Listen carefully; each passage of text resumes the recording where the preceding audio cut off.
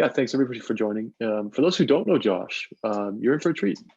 Josh leads the design for ethics and society at Microsoft, where his team works at the intersection of product development, user experience, AI, law, and philosophy. So he comes packing a punch and quite a lot of interesting perspective there. So we were really happy to get Josh to help out with this. And prior to Microsoft, he was a UX lead for people plus AI research at Google, and founded Amazon's unified design system for online shopping experiences. So Josh, I'll be here throughout the talk if you have any questions. I'm also going to be checking the chat for questions that we could field throughout the session. So feel free to put your questions in the chat and we'll get at them at the first opportunity. And with that said, Josh, I'll kick it over to you.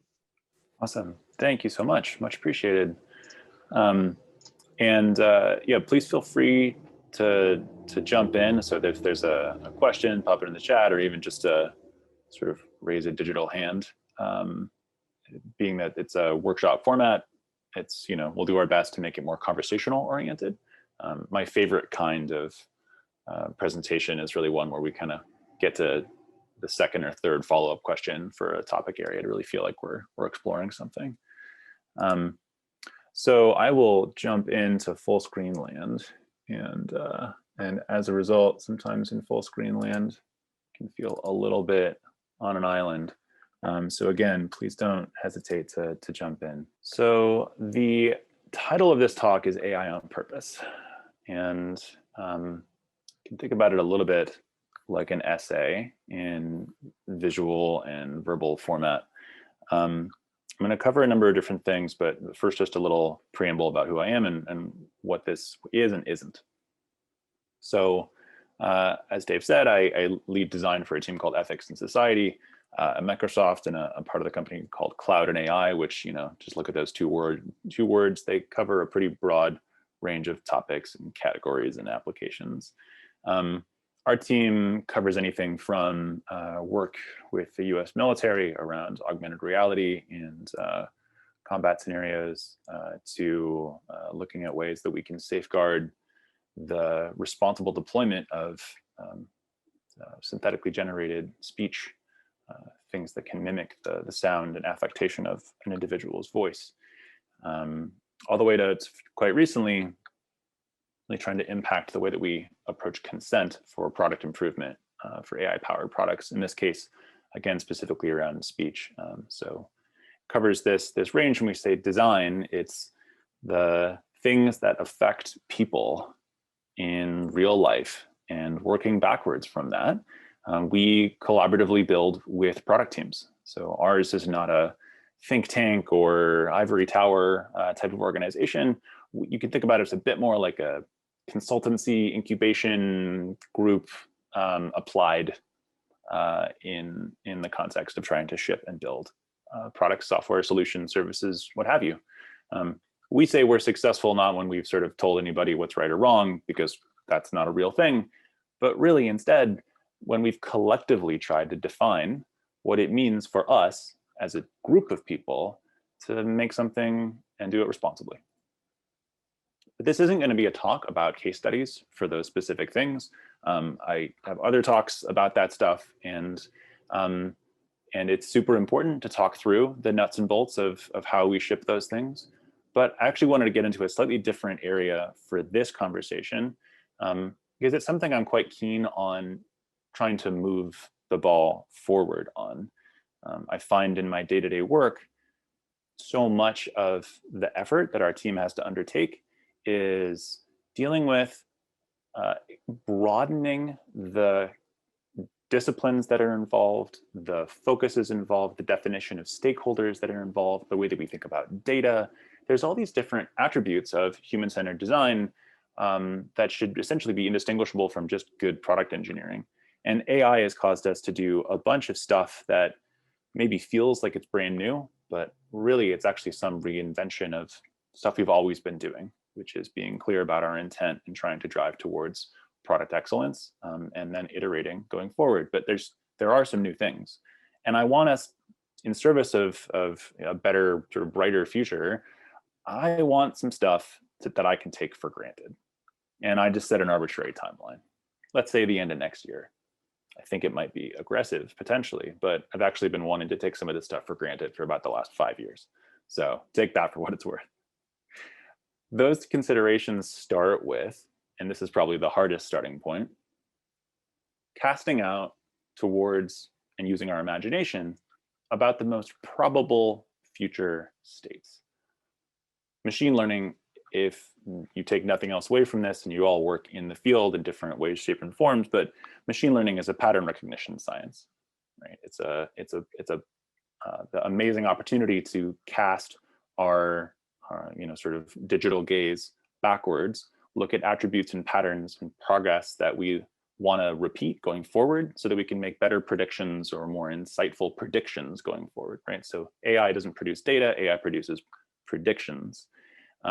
And that means that if we didn't touch anything and we just sort of let the status quo keep on going, the things that go without saying about societal norms and ways that certain groups work, ways that certain genders play a role, ways that certain disciplines play a role, ways that certain geographic ancestries or racial or ethnic groups play a role, or ways that we think about what is just a good product experience. If we just don't talk about that, then there is an outcome that we'll arrive at.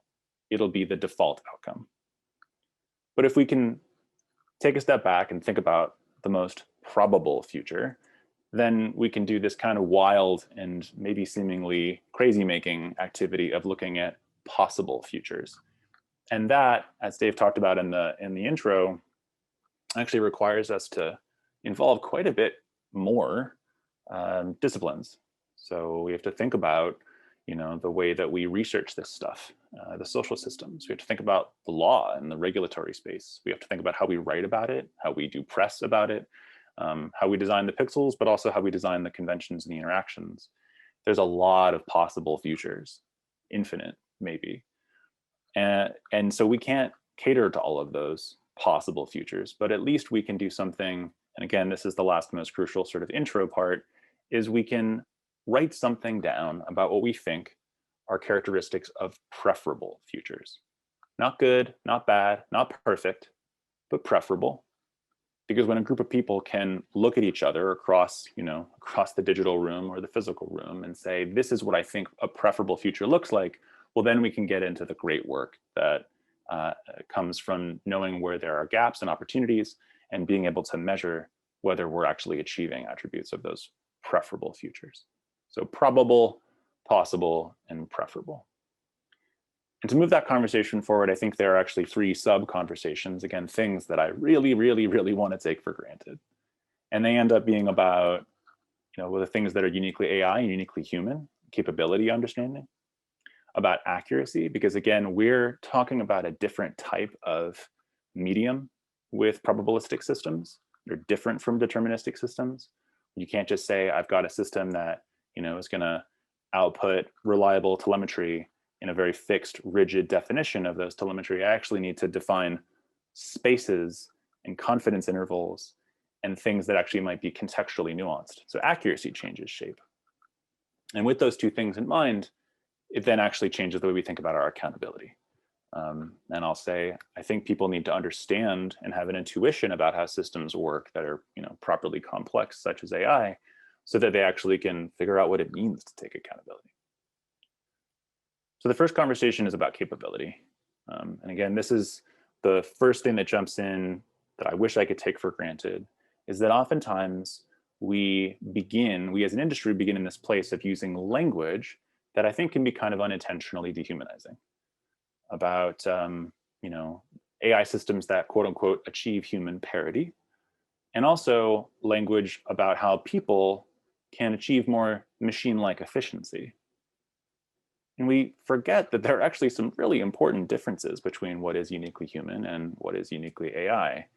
I spilled out a few. This is my own interpretation that's come from different reading and experience and pulling from different research. And ultimately, it comes down to our need to thrive on the new. The fact that we get distracted is a benefit from a human perspective. It allows us to explore in dynamic ways. We get curious. We get tired of the boring things. We actually can take in a lot of different stimuli. Our our cognitive and neurological systems have evolved such that we have incredibly specialized and diverse myriad processors that end up coming together under a unified controller to make predictions ourselves, right? Machine learning is, after all, modeled after us. But we don't do all the stuff that's on the right side. We don't just thrive on repetition. We cannot turn off our mood or our emotional response to be insensitive to the things around us. We can't respond perfectly instantly because, again, we have to do this, cognitive regulatory process of making predictions and imagining future states. And we certainly don't have perfect recall, far from it. And that's actually one of the things that gets into a whole nother domain about privacy that is uniquely different with AI, because human memory is quite fallible. That's a benefit. It gives us the ability to be kind of invisible in public spaces and know that we have plausible deniability and that we don't just exist in some sort of permanent record, but lots more ubiquitous computing devices and spatial computing devices that exist around us and with us mean that we're all leaving these sort of permanent record paper trails that change our perspective on ourselves and how we even judge each other. So there's definitely some differences between things that humans can do and AI can do. And my sort of essay thesis statement will tell you, I think we should keep those separate and augmentative and not just try to pattern match one to the other. Some examples of from very basic systems that, this is AI. This is very conventional AI, but this uses a light curtain, just a light sensor. It's just doing a basic test to see if something is blocking that light curtain. And in the event of the light curtain being mostly obstructed, the door actuation turns on. Simple. Doesn't determine anything based on who you are, your age, your identity. It's just you can put a piece of paper in front of a light sensor and it'll open and close the door. Going to much more dynamic systems, this is seeing AI that uses multiple different parts of computer vision, from being able to do things like object text segmentation and recognition, so say the physical attributes of what engrams, what letters look like, and then the natural language conversion into when those letters actually look like words, and then converting that into a text to speech that can read aloud for a person who is blind or low vision.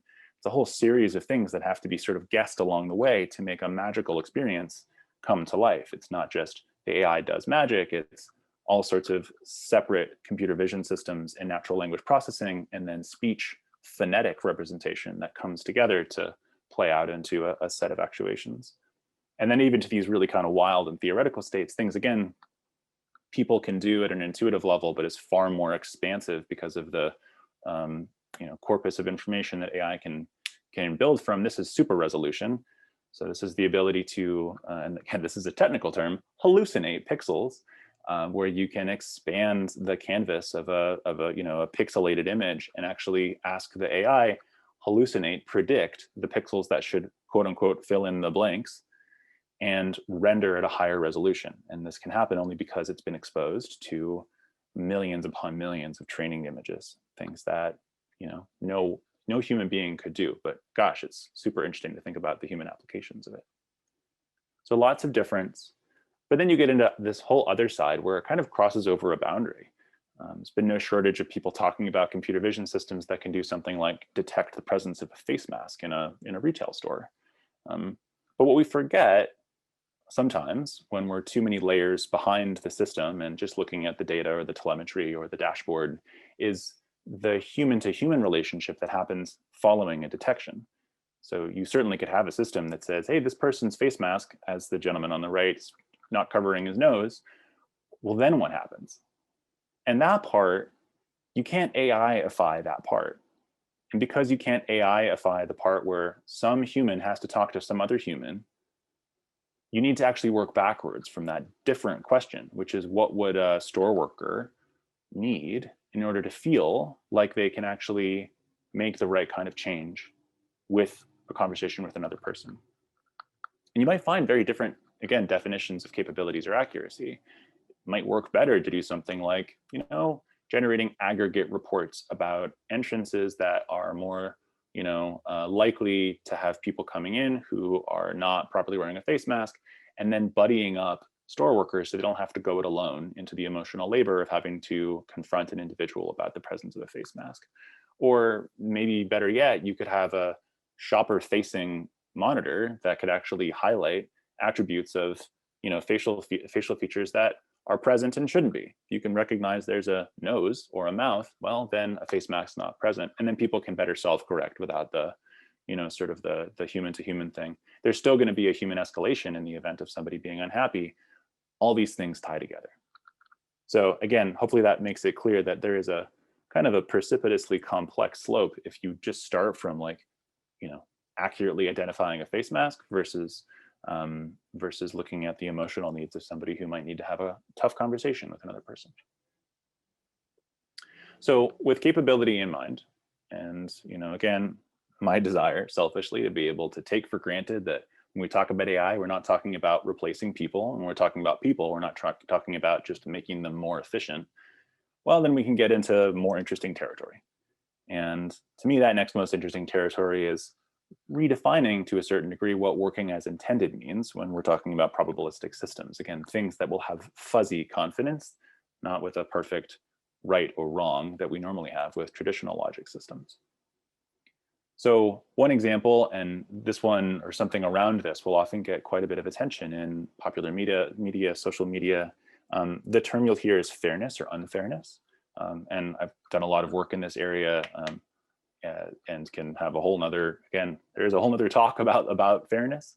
But I want to talk about this through the lens of accuracy, because you might look at a result set like this. If an individual inputs a word like physicist into an image search, the kinds of results they might get back, as you can see, are looking predominantly male. And I guess our question becomes, is that the right answer? On the one side, if the fill in the blank kind of natural language processing generation, which is invisible, by the way, the user just typed in physicist. But if the natural language inputs or predicts that what the user might mean is show me the most referenced physicist, well, then this becomes a really accurate result set. And that's helpful. That's a useful way to think about it. But again, the user typed in a word, the AI predicted something about maybe intent behind that word. But on the other side, if the intent was something a little bit different, like what can a physicist look like? Well, then we get into inaccurate results and what many would call unfair results. Because if you're a young woman or young girl looking at the future of science and looking and being interested in studying physics, and this is your answer, might this inhibit you from pursuing a career that you otherwise might have been fascinated by? I think the answer has to be yes. So looking at that, suddenly it changes a single word or a single token into the question of what are the optimization goals that fill in the blanks. That's a design exercise. That's an opportunity for people to have had a conversation, but maybe they didn't. And maybe they just took it for granted. And maybe there was something that went without saying that we could instead look at more closely together. The way that I try to break this down in a more sort of technical granularity way, and follow me because there's some weird double negatives in here, is about the distinction between something that can be perceiver independent or perceiver dependent. Another way to think about these words usually are objective and subjective, but I find that those words can actually be kind of they can ruffle some feathers because whose objectivity and whose subjectivity. So with perceiver dependence, what we're talking about is how it might differ between people. So something that's perceiver dependent means if you ask 2, 3, 4 people, you're probably going to get 2, 3, 4 different answers. Their contexts, their life experiences, the things that have shaped their day might change the way that they interpret something. Versus perceiver independence, which is you ask 2, 3, 4 different people something, and they're likely going to give you one fairly unified response, unaffected by their life experience, their context, and what they had for breakfast. So with that, we can look at how we might break some of these things down in starters about what might affect accuracy. And by the way, this means that we'd measure it. Like, how do we know that it's accurate or inaccurate versus inaccuracy? Doing an activity like this gives us a sense of stuff we might not actually know how to measure for today, and we might need to do a better job of measuring tomorrow so that we're not unintentionally inaccurate, right? Between 2, 3, 4, 5, 10 different people, if you ask them how to describe somebody's gender identity based on how they talk, right? This is a speech recognition example, I should have clarified. But how they talk or how they look or how they present themselves, well, you should probably get a bunch of different answers. It's not simple enough to say that women speak at a higher pitch or men speak at a lower pitch. That's not true. We know that. It's not, visually, it's not simple enough to say women have longer hair and men have shorter hair. We also know that's not sufficient. Variation is the norm when it comes to the way that people express themselves. And that level of variation is also something that we prize about culture. And so when you look at that, you probably could, though, have some interesting conversations about how a speech recognition system should probably render inaccurately or affect accuracy if somebody's interrupted. But how do we define what an interruption is? Is that one little word that interjects? Is that a whole sentence? Unfamiliar words, whose definition of unfamiliar? Or how we enunciate? That should affect, right? If somebody has a bunch of, phonetic compression where there are specific frequencies and words that come together in quick succession without a lot of variability, it's probably going to result in accuracy mismatches. But people aren't going to necessarily have the same notion of enunciation levels. Just ask somebody who's, trying to listen to somebody talk from another country when you're less fluent in their language, and that might sound like poor enunciation because you don't know how to listen to certain kinds of sounds of the words. Now, on the other side of that are things that are perceiver independent, which actually can be a lot more fruitful to talk about in how we measure. And sometimes these can be especially fruitful because we can think about them as like almost proxies. So, on the right side, something shouldn't be less accurate because a person speaking faster or slower. A words per minute is a count that we can all probably agree on. It's perceiver independent. Same thing with vocal pitch, same thing with pauses. Now, that level of pause that I just did to take a little bit of a breath, is that long enough? Is that short enough? We should still have a conversation about how long is a pause before I'm no longer dictating into my phone or whatever. But again, the way to measure that can be quite consistent. It's a pause between utterances. Same thing like proximity to microphone or the type of microphone, decibel level of speech. What I'm trying to get at with all this stuff is that it's both. When we talk about accuracy, there are social systems all over the place, stuff that we have to think about in terms of characteristics that should matter and shouldn't matter. But one of the benefits of having conversations, especially with groups that are more diverse, meaning different backgrounds, different educations, different groups, different cultures they come from, is you have to describe a bit more about what you mean by blank. And so embracing that kind of difference between perceiver dependence and perceiver independence can change the way we think about accuracy. So with those two things, and I know those were both quite complex and in some ways kind of like, defining what is the nature of reality kind of conversations. Capability, not replacing people and not turning people into robots or machines. The concept of accuracy, which is really more like how can the things that we can collectively agree on be measured and how can the things that we don't agree on be measured. We can get into accountability, which is sometimes actually my favorite starting point. That's really more like, how can you ask people what they need in order to be accountable to the outputs of a system? Because there's two types of sort of not working as intended when it comes to automated systems. They share a lot in common, but their differences are important. In misuse, people use something in an unreliable way because they don't understand or appreciate its capabilities or limitations. Sometimes people use something despite knowing it isn't good for that purpose. But oftentimes it's because they think they understand it, but they don't actually. I think a lot of I'll cover this in a moment, but a lot of the like self-driving car or augmented, car assist stuff can fall into this category because people think it's either better or worse than it actually is. And that misunderstanding results in misuse. Disuse is another one. It's people stop using something because they just think it isn't that useful. And again, that often comes from a mismatch in expectations about capabilities and limitations. You can think about, you can probably ask Siri or Alexa or the Google Assistant millions of different things, but people pretty much ask three. Play some music, set a timer, and remind me something. Like that I think accounts for almost the entirety of the usage of those different interaction mechanisms. And that's because people just, they're like, okay, I've asked it stuff and it failed for me, so I'm not even going to try.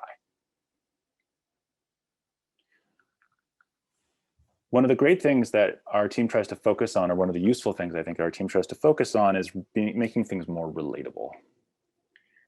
Turns out human beings have a lot of experience interacting with highly complex systems, highly complex probabilistic systems. They're called other people. And we have all sorts of great lived experience about how we learn how to grow to rely on other people. And again, given that there's so much to learn from, not to replace people or to make it seem like we're designing AI systems that should be people or whatever, but instead just to think about our own process of learning and make that the focus. So when we think about human-to-human contributors to trust, it actually follows this relatively serial path where we build predictions about what's going to happen in the future. This is just that we can't not do this. It's the human condition. And those predictions, we're kind of constantly going through this process of error correction and regulation of our own sort of cognitive effort. And as we make those predictions and those predictions start to line up with reality more and more, well, then we start to sort of take these little bets on each other. You know, and we're like, oh, maybe I can depend on this person for this, but not this. This is always compressed when we're dealing with somebody who's an expert in a specific domain, as we'll want to jump. Our predictions will be more focused initially. And if you're talking to like a doctor or a teacher or somebody who has a specific domain specialty, you're going to make predictions that are much more focused, specific initially because, well, they're sort of describing their capability, which is great.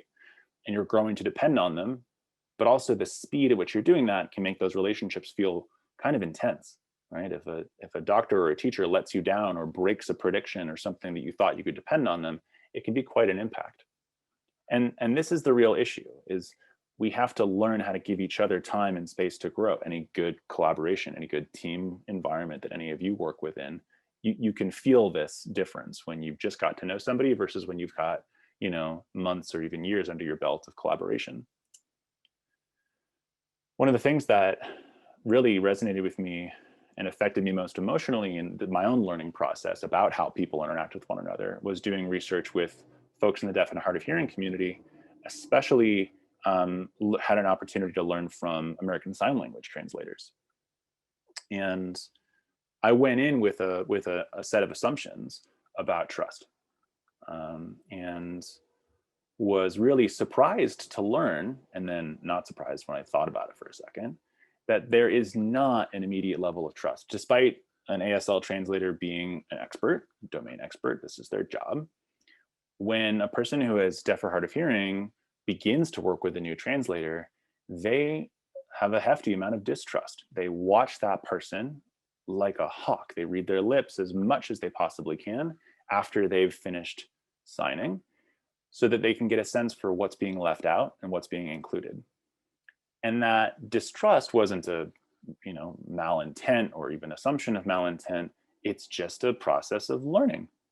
And so when they have the ability to choose, they will really hold off on bringing an ASL translator to a sort of a really essential meeting, like talking with a doctor or a lawyer or a counselor or something, until they have a much better predictive system and levels of dependability about what might get missed in translation, because it'll never be perfect, right? And growing from that experience really, shaped my own understanding about, if that something where there needs to be dependability requires this ramp, this curve, well, then what can we learn from that as we consider what's distinct about AI? And there's two things that I've really come down, if you take nothing else away from this talk, nothing else away from what's different about designing for AI, it's that there's an automation bias where people actually have an unconscious preference for systems that they deem to be more objective when compared to human judgment. And that alongside that comes something that Dr. Micah Ensley calls the automation conundrum, which is that the more reliable a system becomes, then the more significant the risk of failure, because people are likely to sort of turn their brains off and over-rely, right? More dependable equals more over-reliance. So both these things really, they unify in that people are very likely to over-rely much too quickly. Which brings us back to this, this kind of rendering of that trust curve that set of activities that we go through cognitively when we're building trust in other people.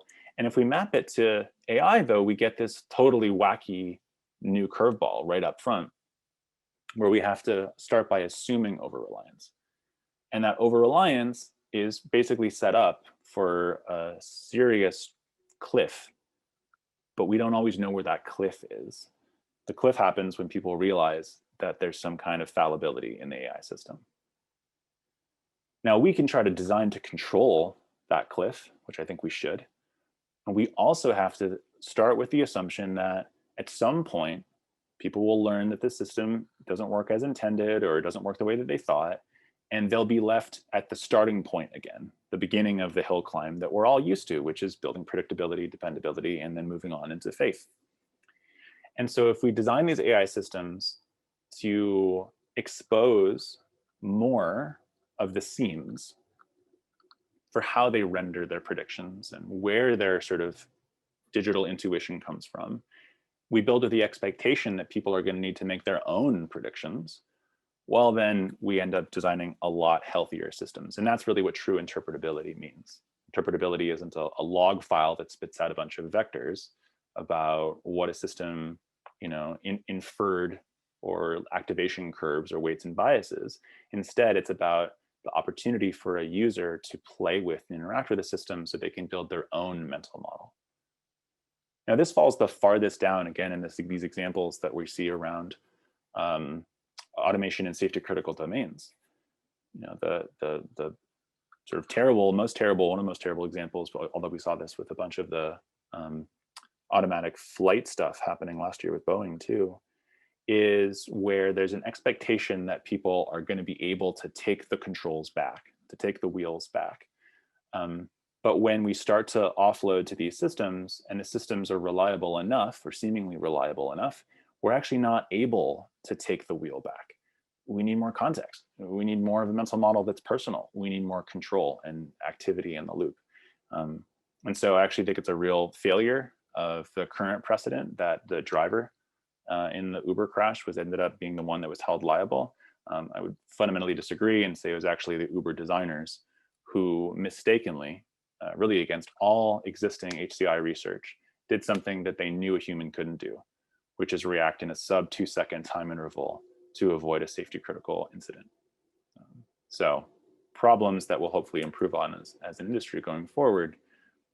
And it'll all start if we can actually begin questions about accountability or interpretability or transparency or anything with asking a real person, hey, what do you need in order to feel confident taking accountability? Because that actually gives us our action items. That gives us the stuff that we can build into the product experience. That gives us the stuff we can build into telemetry and measurement systems. We can know if those things, those capabilities or data points are present or not. It'll be different project to project. Ultimately, people need these things. We have to consider these are frailties of the human condition. But when I say frailties, what I really mean are features. They're things that are, again, going back to the things that make us uniquely human. We do a lot to manage our mental workload, and that prioritization process is something that we appreciate about each other. Our situational awareness is something that we, again, do our best to manage many different contributing factors and contextual factors that are happening all around us at any given moment, because we have to offload so much of our resources to the environment and to other people. Complacency, again, we want to be able to rely and trust on other systems, but that gets more significant with automation. And then, of course, skill degradation, as we think about how we continue to use our skills as they are today, or whether or not we're going to give up some of those skills or some of the craft that we have today because the AI can offload certain things. So, what do we get in return? What's the time and the space that we can spend on something instead, as long as we can actually meet people where they're at. One kind of last system to try to break this into yet more granularity, or just to give some more words, is that automation doesn't have to be considered an all or nothing kind of design decision. Far from it. This comes from an HCI framework by a researcher named Parasuruman from well over like 15 years ago at this point. But it's really been brilliant for me because it offers me language that helps to kind of demystify what's happening. There's a lot of space between something being fully automated and something having no automation. It's really the difference of the levels of human control. Sometimes it's the level of human oversight, where from the very top, there's nothing that is offered in assistance. It's just totally up to human control. Up to, a step back from that, which is offering, a potentially limitless set of possible decisions and actions and saying, hey, you decide, all the way down lower in the list to say, maybe the system informs the people, but it's going to act by default, or maybe it won't inform them at all. But within that as well, there's these stages of automation that we get to design. For. And this is the part of my conversations with data scientists, especially, has been really illuminating, because we get to think about how far back in the life cycle data needs to travel. Who decides? What decides? Where the information is acquired from? What types of syntheses are happening in the information analysis? How potential decisions or selections get offered? And then, of course, how the systems get implemented. And one example just to show, or two examples to show kind of the dichotomy there, is you can have something like a lane assist in a car, which is going to be gathering all of these things that are fully automated. There's no human control at all about, measuring proximity to lane demarcations or running, sensory checks for, even visually trying to recognize what is a lane demarcation or another car, as well as monitoring things like speed, and weather conditions or rain conditions, slip, inertia, whatever. But then it starts to get, down quite a bit of a ramp when it comes time to actually changing lanes. That's a fully human decision.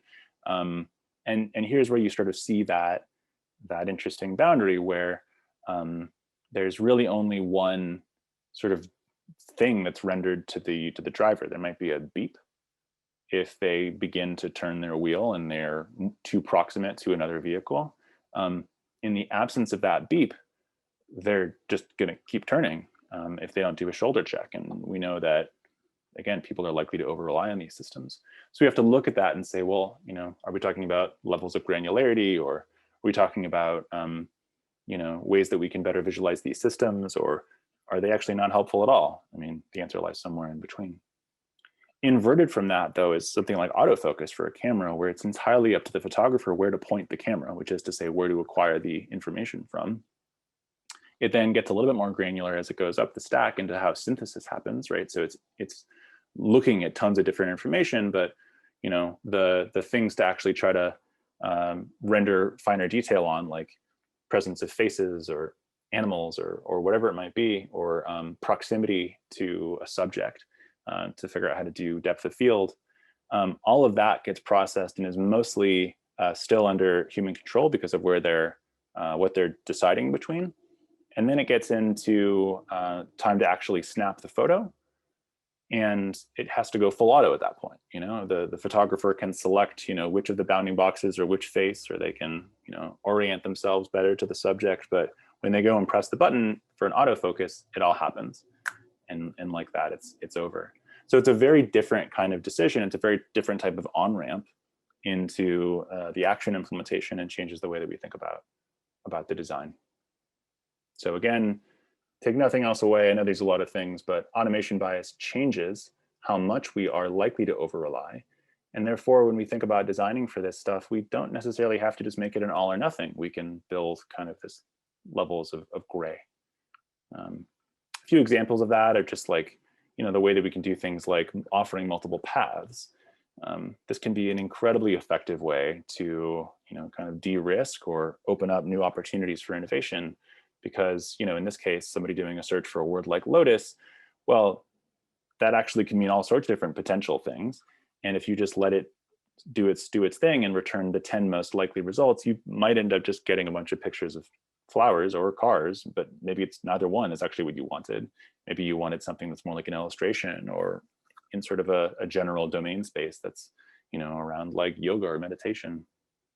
But ultimately, in this possibility of looking at multiple paths, people get to use their own judgment. That's the kind of magical things. Subtle nods or subtle nudges that allow people to have a sense of perceived control and build their own intuition. Another example is about simulation. And in simulation, you can look at the actual trade-offs. So this is stuff that happens all behind the curtains when you're trying to build a route path. There's no shortage of different trade-offs that are happening, but how many of them are actually surfaced to the end user? So I offer a couple here of like flexibility versus directness, or sort of the average wait time at intersections versus the average speed that you can go. Those might be things that could actually spell the difference between significant significant change to your driving experience. But again, different people have different preferences, and looking at those trade-offs, actually, we know from our own research, helps people feel more in control and more like they can describe what the system is helping them do, rather than just, oh, the system just does it all for me. And lastly, this is one of my favorite sort of conventions, which is about building for simplifying or breaking down the components of an automated prediction, so that you can teach the system. So this is an example for a speech recognition system that actually breaks it down into phonemes. So rather than using a corporate jargon buzzword, CSAT, which many of you might be familiar with, customer satisfaction, it's just stuff that we use, and it's pretty commonplace, but it's certainly not a normative term. So let's be honest about the fallibility. And instead of just rendering a really bad prediction, if there's a low confidence prediction, let's show that it's actually kind of low confidence by saying, how can this improve? So all these are sort of a set of examples, but again, it all comes back to having conversations and dialogue. None of this stuff, there's no perfect answer for it. There's no one right way or one wrong way, but there is a significant difference between, I didn't mean for it to happen versus I actively tried to avoid something unwanted happening. And so, I would summarize this capability attribute by really saying the brilliance of being a person is the desire to reflect and continue to grow. We're sort of we as human beings are in a constant state of becoming what's next. We are not fixed or rigid in our capabilities. And so we shouldn't be building AI systems that perhaps reduce people into some sort of finite set of actions. Accuracy probably is better framed more in terms of mismatches and expectations. So where are there things that people expect to work and how they should work in certain conditions, and how do we plan to measure when and if they're meeting or mismatching those expectations? And then finally, I think, especially from my design perspective, when I think about accountability, it's really about the levels of control or usability. Somebody can be accountable to something when they actually can feel fluent or capable. So if you want to ask somebody, what do you need in order to feel like you understand? How can you say in your own words about what this thing can do and what you do and how it all works together? That's going to be a far better measurement of accountabilities in AI systems versus trying to, talk about principles or values. And with that, I will close and open up to questions. I'll stop sharing as well, but I'm happy to reopen to any of these slides and chat through anything. Thank you so much, Josh. That's fantastic. And there's so much there. It's good that it's recorded. I think everybody's gonna have to parse through that and probably take some time to let that sink in. So thank you so much. Yeah, everybody can feel free to post your questions. We'll give it some time so that some of those questions can come in. And in the meantime, I had a question for you, Josh. As I'm sure you're speaking with not just folks within Microsoft, but probably folks within your network who might work for startups or who might work for larger organizations looking to implement or run AI within their organization. How would you recommend they get started having those conversations, or at least addressing, the product development when it comes to AI and sort of what they should cover? I think a lot of people are feeling a little bit overwhelmed. We've seen in the last year or two, a lot more consideration for algorithms, models in production, and some of the potential fallout that can happen if they're left to their own bias or left to sort of without that transparency, it can be a little overwhelming. Do you have any ideas as to where companies can get started? And then the second sort of follow up with that might be, what advice might you give them if it's a small startup versus maybe somebody that's running within a large company, design or product development? That's a great question. I have seen a lot of examples that haven't gone well, where people begin from the perspective of, I'd say, being perceived as not trusting each other, or being perceived as though they're assuming malicious intent. So one of the hardest first things to figure out in like the social contract of a group, startup, big corporation, or otherwise, is how to get outside of the immediate perspectives and definitions within the group, so you can speak more in terms of advocacy for your users, for your customers, for the people that will actually be affected. And with that, I do think that the hardest transition is to make spaces where people can talk about some of their concerns about what might be missing. Who might not be included in the additional, like the initial range of power users or early adopters, who might not be included in the first market segmentation that you're pushing towards, and usually those are reflections of who might not be included within your own working group. So I will say one of the tools that we've tried to build and share externally are just a few examples starting conversations about stuff our team does, so that we can make it a little bit less weird. And the aim of these facilitations, my favorite is called a harms model. And you can look it up. It's you can just do a search for like Microsoft harms modeling or Azure harms modeling. Is to make a space where people are expected to kind of bring their skeptics hat to the conversation. And it's kind of time bounded, and it's focused on a set of structured prompts.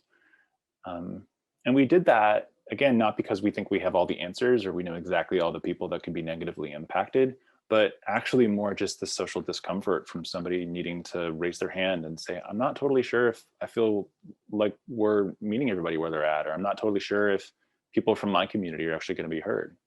Nobody likes to be that person who's going to slow down productivity or time to market because they raised a thorny issue.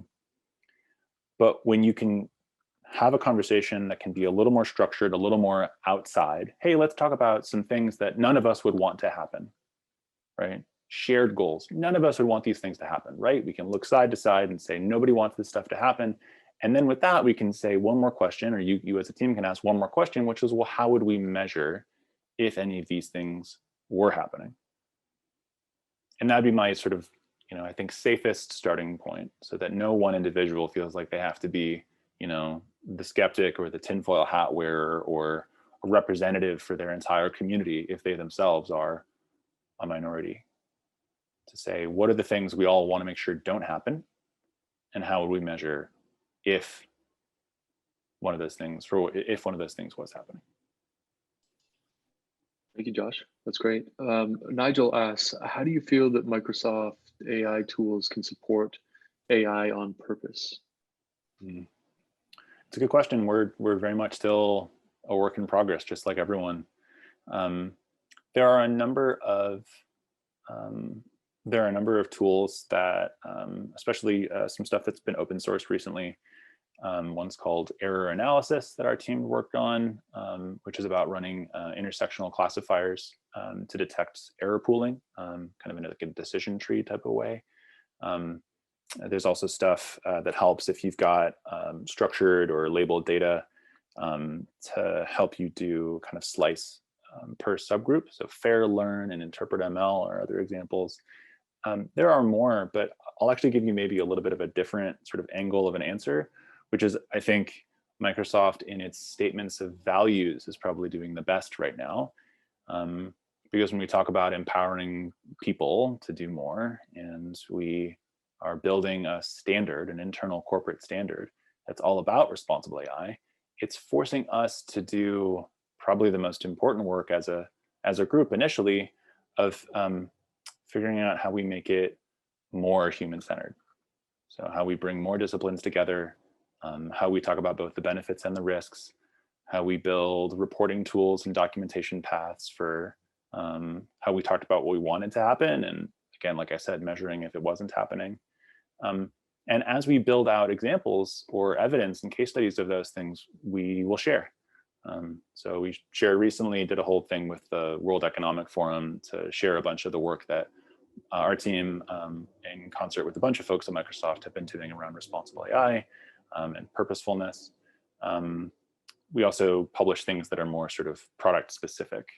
And so that's a big way that I think we're trying to work, is instead of it being like a, how to be responsible and sort of like one general thing, it's like, let's just bake it into the product documentation so that it's where people are at when they're trying to develop. Building more practices, especially sort of social thinking practices. So in addition to harness modeling, we have an approach called community jury that we've published externally, which is really about listening to the groups that are likely to be most affected and using that as our input for what we want to measure in our tooling or what we want to build in our tooling.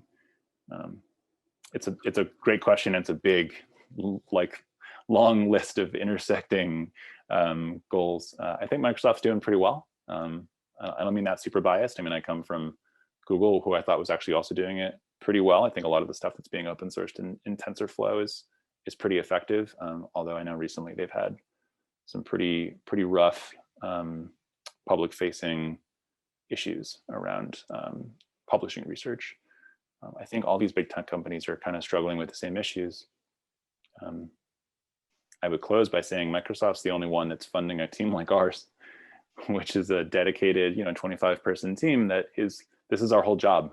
All we do is just work hand in hand with product teams to solve problems in shipping, rather than trying to make it, trying to use only levers like policy or research. Thank you, Josh. We do have a couple more questions. Are you okay to take some more, or you Sure. running up to time? No, fire away. Sure. Farzaneh said, and this is a great question. Thanks, Farzaneh. She said, Josh, thank you. Interesting talk. Can you give examples of how you have convinced stakeholders who have high expectations from AI or automation bias to start small and don't aim for shiny, full automated AI? It's a great question. I probably can't share in too much level of detail, because those are always weird conversations. Like, totally, it's such a good point, and I think the asker has experienced some stuff that I'm sure has been. I hear where you're coming from with that question.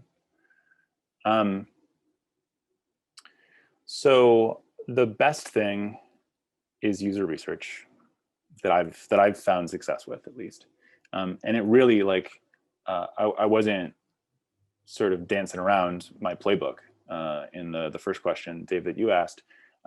What we do very much transparently with all these product teams is connect with them, connect with their senior leadership, and get right out on the table, right as soon as possible. What's the awesome stuff that you're looking to make happen?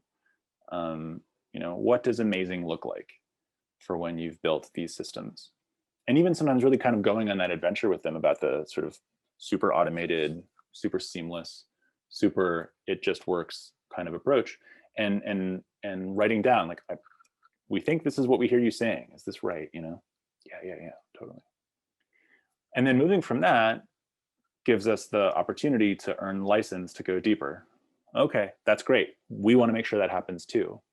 And so we build a research roadmap, a user research roadmap, and we specifically articulate groups to recruit in that research that are, we would say, most likely to be underrepresented, to have been historically underrepresented, to be historically marginalized, to be most at risk for potential exploitation, or really to be the ones that whose voices would sort of go unheard if we didn't specifically overrepresent them in the research. And then we go and talk to them, and we outline these different areas in those categories around emotional and psychological well-being, physical well-being, around consequential services, human rights, societal impact, job loss. And we emerge with very actionable, very specific, and very personal perspectives to share. Here's how these people feel about this stuff.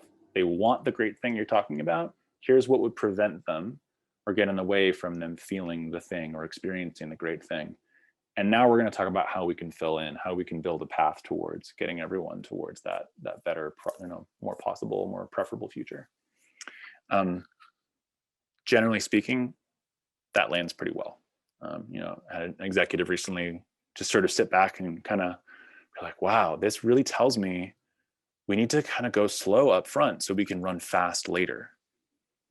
And now that executive has also experienced some of the brunt of having, potentially experienced the other side of wanting to run fast out of the gate and then just being sort of tripped along the way as various discoveries of unwanted outcomes were brought to their attention and they had to sort of firefight. And so there's no perfect thing here to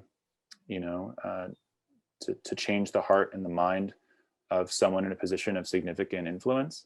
I think there is externalizing the story, of bringing in more voices, of doing it in an incredibly rigorous way.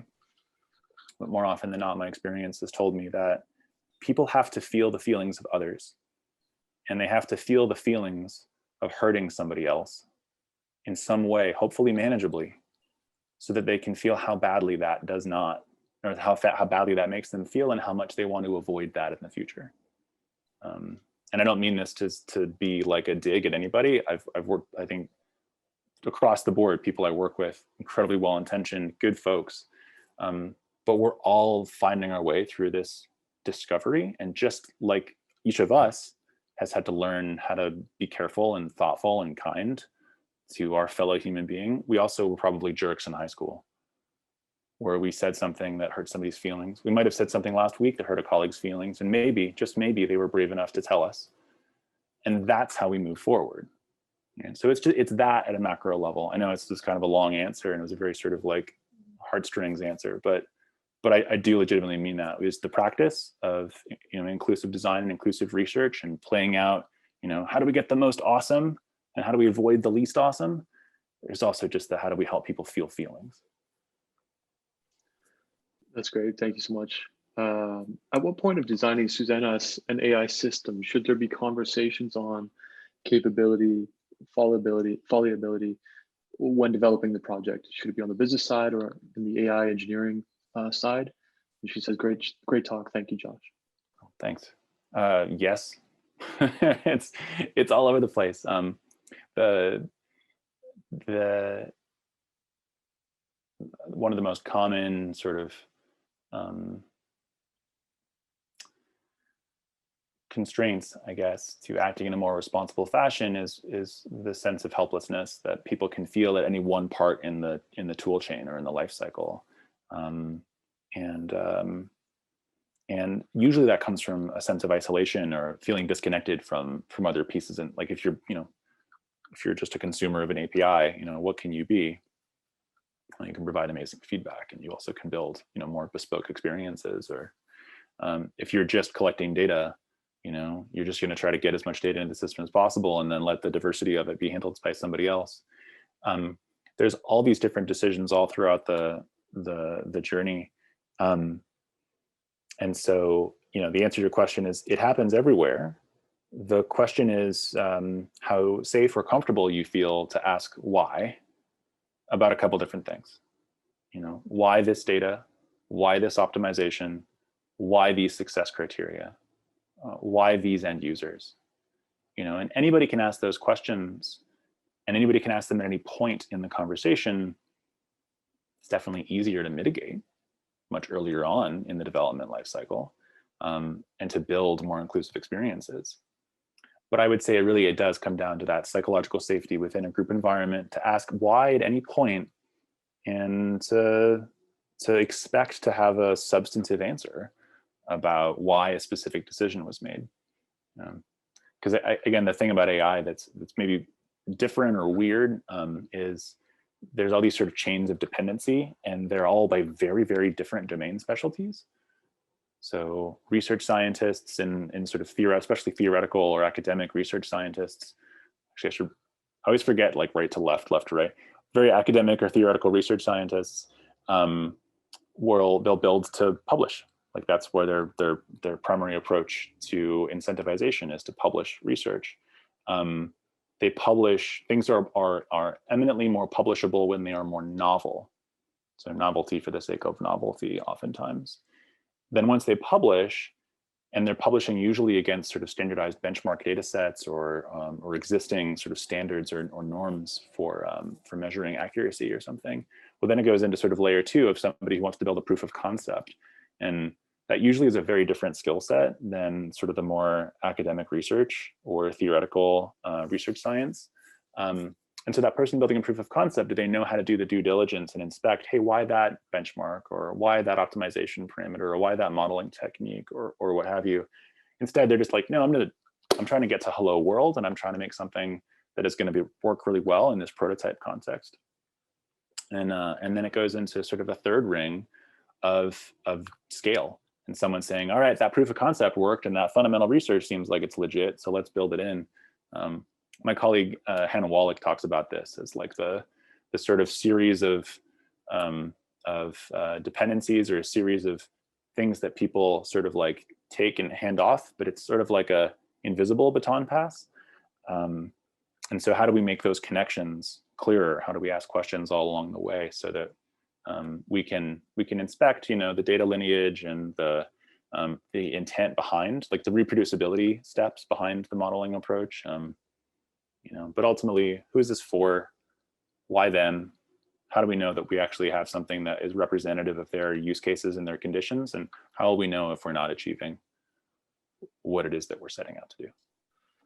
Thanks, Josh. That's great. Okay, we have 2 more, which we'll try and wrap up, I guess, pretty shortly, just as people probably want to get on with the day. We don't want to keep up too much time. But then again, for those who have missed, we also have this recorded, which we'll be sending out. So again, thank you, Josh, for that. So Atul asks, can you talk about scenarios, and then in brackets, WRT accuracy and bias, where, quote, working as intended has different meanings for 2 different consumers / producers of the system?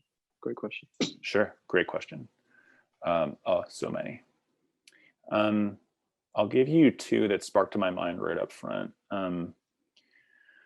One is, say, a use case around media indexing. So say you've got a big corpus of information, a big corpus of like image content, photos or videos. And you want to allow somebody to do a search of that because they're, they're trying to find a file locally or in a big database or something. And the question, one of the things that it'll hinge a difference is, did they or someone that they know or in their immediate control collect and aggregate all of that content? Or did it come from outside of their control? Did it just sort of channel in from some extra source, right? Are you searching a corpus of information that you and your team have collected specifically and said, this is the stuff we care about? Or is it really broad? Because then you could do a search for something like the word family. And what would you expect to get in a set of results for the word family? Would you expect to get the nuclear family as America defines it, a man and a woman and 2.5 kids? Would you expect it to always be heterosexual couples? Would you expect it to even have children involved? Or could it have a pet? And could it involve somebody who's older? Like, is it multi-generational? So suddenly that difference of accuracy is seriously different if you've got control over the corpus, somebody's collected and they said, hey, here are the things that we're going to define the characteristics of and the boundaries around, versus like, here's what the internet told us, right? So that's one significant difference, because the expectation for how you apply that, are you going to apply that because you're looking for stock photos to put into a magazine? Are you going to apply that because you're searching for something in a presentation? Are you going to apply that because you're editing a film? The application context can be so different if you control the parameters. Here's the people we literally did the photo shoot with, versus if it comes from a broad, sort of less structured data set. Here's what the internet thinks a family looks like, right? So that's one significant difference of like what accuracy or working as intended can mean depending on the contextual expectations. Another one is, and this is one of my favorite sort of challenges, is something like content generation, where you'll have like all these different companies, Microsoft included, that want to make something that does like a smart compose or a smart reply. Is accuracy when somebody is offered one option and taps it every time? Or is accuracy something different? What we discovered in our work at Google, like our colleagues that led this work, I just benefited from their research, was that actually success was more about long-term satisfaction with the product. It almost had nothing to do with taps on the suggested items in inbox. So said another way, you could offer, and they offer 3 in inbox. This was the early prototype of inbox that turned into a bunch of new features in Gmail. They offered 3. And oftentimes, if you just looked at the accuracy rate, the thing that was most likely to be quote unquote clicked on or accurate, it was "I love you." That was like the most accurate response, but like it's not always the best thing for every scenario, right? So instead, what they found is actually it was when overall use and satisfaction increased because people qualitatively were really happy to have the 3 suggestions show up and then use none of them, but just be inspired by it. Like, oh, that made me think of a good way I could start writing my answer to this email. That moment in and of itself, this helps inspire me about what I could write. Like that was changed fundamentally because of the 3 options that were provided. It's a really different type of measurement of accuracy, right? Clicks versus inspiration and long-term satisfaction of a product. That's a great answer. Thank you, Josh. And then I think the last one here, actually, this is a nice one. This is a fun one from Jaziram. Hello, it seems it's about the military, isn't it? It's probably going to be. Yeah, the recent trends, actually not, with self-driving cars and other areas of AI development is heading towards full automation. Are you aware of any recent research on human AI interaction with fully automated systems? And what do you think human AI interaction would look like in the near future? It's a big, wide-ranging, great question. I have a lot of thoughts about the human AI interactions of the future that were sort of the backdrop for this presentation. So I might just offload a little bit to stuff that I've written. My short version, it's called "When Are We Going to Start Designing AI on Purpose?" So there's a Medium post that tries to catalog kind of like the last, 5 years of my weird voyage. My short answer is human AI collaboration, and that the amazing opportunity of the future to me is, and what keeps me optimistic in doing this work, is self-guided reflection towards self-improvement or self-betterment or self-education. I think about 2 topics in particular, one education and the other accessibility or assistive technology. As a person, I'm legally blind as a definition of my peripheral vision, but also my visual acuity. And I can see just well enough to sort of get by working on a screen close up. But it enthralls me about the future of sort of digital synesthesia, of turning visual capabilities into audio capabilities and vice versa, in ways that I can sort of hear the world or expand out my understanding of the world, so that maybe one day when more of my vision is gone, I'll still be able to interact, or I'll be able to interact in new ways. The other is education, and I think about the different range, especially that we're seeing in the sort of remote learning stuff that I watch with my kids. That learning is a process of play. It's a process of building these predictions and using skills and trying to imagine stuff. And the more personalized and sort of flowing that can be, it's actually been remarkable to see how, I think, academically or scholastically, my kids have been able to really benefit from remote work, whereas socially, emotionally has been a challenge. So, how can AI provide some of these opportunities for privacy preserving, localized, human-computer collaboration in service of, the unique considerations of a kid with ADHD or dyslexia or multiple language learning that can be specifically accommodated, and you can deal with those mismatches through AI capabilities that you can't just in a classroom setting where everyone's looking at the same board. There's another question in there about self-driving cars. I will say there's lots of research there. I think it's we probably actually need full automation. That's all the research that I've read is like the safest thing is actually when people stop being expected to sort of jump in at the last second and take the wheel back.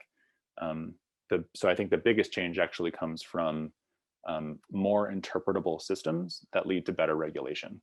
It's kind of a quirky answer to that, but and I probably answered these in the wrong order. But